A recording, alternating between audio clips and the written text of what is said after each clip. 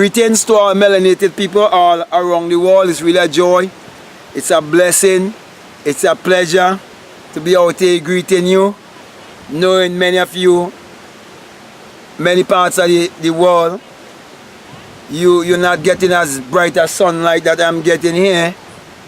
Some of you, I guess it must be still cold because been going through winter, but now it's coming into springtime, harvest time, where new foliage is coming forth, new birth, new life. No wonder why at certain time and certain season there are certain holidays to check those who can't think for themselves. You notice Easter time, which is basically a deception, is to stop those who are thinkers from getting the message across by getting the people so busy with these stupid holidays, and same Christmas time too. So all these holidays are basically distraction, and they are distracting the masses. But my brother and my sisters, the laws of nature can never be proven wrong. That's the reason why I would have known, even before I came into further enlightenment, even before I became invisible and understand the true virgin birth, the divine law of reproduction, whereby every seed and every species reproduces after its own kind, was revealed to me, and I knew that I had something that no one in this world can prove me wrong if I walk with that law. And it is the most powerful law upon the face of this earth. And though there have been many sages, many yogis, many wise ones, many philosophers, many prophets, and they all disagree on many different things, there's one thing they have been in unanimous decision with and total agreement with, and it's the law of sowing and reaping.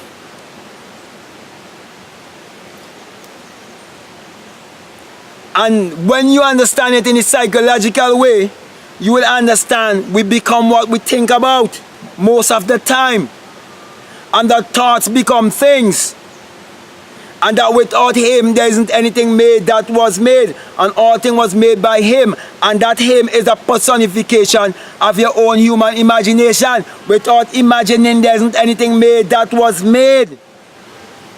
That's the reason why the Bible tells you and God said, let there be and there was. It is teaching you how thoughts work, how everything was first a thought. Because what is a word? A word is a thought expressed. And it says that God said, and it is good. When you manifest your reality consciously, you know it is good. And when you know that you can create your reality consciously, you will create that which is good for yourself and others. But when you're creating your reality unconsciously, you're gonna do things that are gonna hurt others also.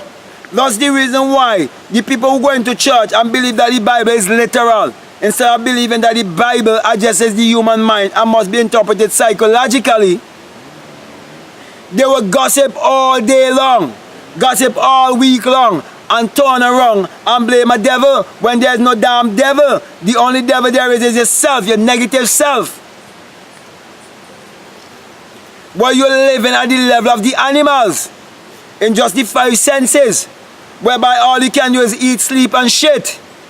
And you're only existing, and you do not know who you are. And you allow yourself to become superstitious, and you want to go against everything and everyone else who speaks something different to what you were taught. That's the reason why, my brother and my sisters, I would have written a book called Can't Be Proven Wrong. where I'm walking with the divine law of reproduction, where every seed and every species reproduce after its own kind. My brother, my sisters, if you understand that law in a deep, deep, deep way and walk with that law to manifest your reality consciously, nothing will be impossible to you. But you have to understand that it is not what you want, but it is what you are. It is what you have become. You would manifest.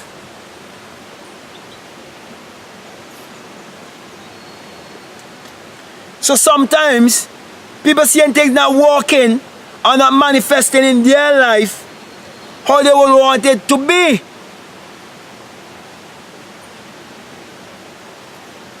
But you will only manifest that which you are.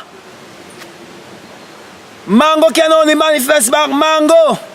Plum rose can only manifest back plum rose. I'm sitting right now on that soursop tree. Soursop can only manifest back soursop because the life that is in that seed will reproduce back itself. That's the reason why, my brother and my sisters, when you read of the Genesis account, it is teaching you how God reproduced back himself. It is teaching you the divine law of reproduction. How you are the creator of your destiny. And Genesis is teaching you of the dawning of a new day, of the rising of the sun in you. Genesis 1 is teaching you how everything starts with a thought. How you come from eternity into time.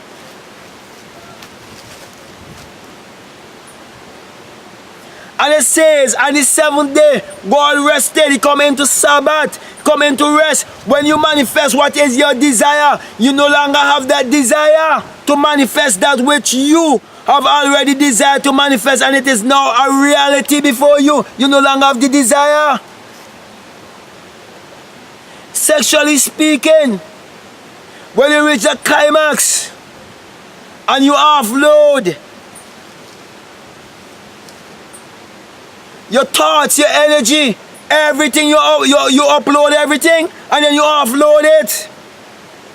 That's the reason why you see a man, he used to beat his wife or his girlfriend, and he bring forth a child and the child become a woman beater too. Alcoholic, a drug addict.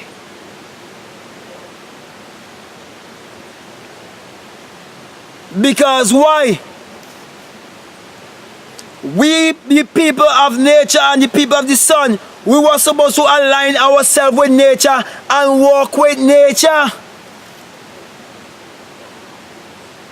My brother, my sisters, what powers an aeroplane, a car, a truck, you name it, it has a battery, okay? And it's electricity. What powers the earth? The sun. What powers us? The sun. And when the sun is going down, our bodies are shutting down too. Our digestive system starts shutting down. Every system in our body starts shutting down. That's the reason why if you eat large meals and late at night you put on weight, because everything is slowing down. And you are rising again with the sun. That's the reason why, my brother, my sisters, when you understand the Bible psychologically and you do not interpret the Bible as secular history, and you understand Job 33 verses 14 to 16, and you learn to go to bed more consciously by riding a certain rhythm or a certain frequency throughout the day, And you ride it right into Jerusalem. I speak in parables. And you go to bed consciously with that thought. You will manifest it. That's the reason why Habakkuk tells you, even if the vision tarry, you must wait. But the main point I want to get across to you, my brother and my sisters, if what I'm saying to you is the truth, and I would have witnessed or experienced the rise of the sun within me, and come into my Christ self, come into the ninth power, fulfill St. John chapter 3, if it is true, of which I know it is true, but I want to assure you, the divine law of reproduction must take place. Because whatever seed bought in you is what you will bring forth. That's why, if you've been bought in by one who's bringing a message to you through intellectualism or through parrotism, someone just saying what they hear someone else say, but never really had the true experience, that's what you will bring forth too. That's why the sheep will all be like the shepherd. That's the reason why, my brother and my sisters, I'm saying to you, this message is to bring freedom, emancipation to our people. And I'm saying black people, we are the people of the sun. We're the closest people to the sun.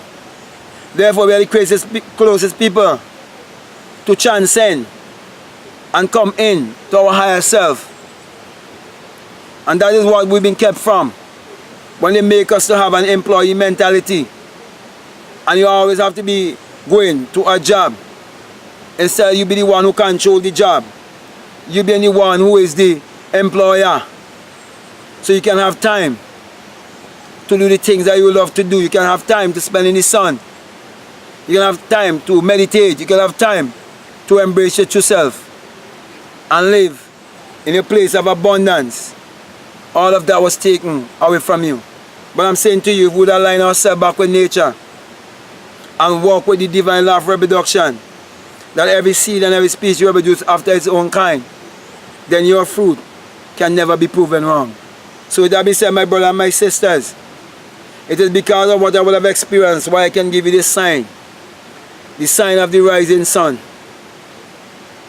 whereby in Matthew 6:22, you've been admonished that if your eye be single, your whole body will be full of light. And you've been told to be the light of the world, and to let your light so shine before men that they may behold your good works are your wisdom and glorify the God that they will have seen in you. My brother and my sisters, God is light, and that light is within you. And that's all I am pointing you to, is to discover your true self. So with that being said, I want to say peace, love you, I'm out.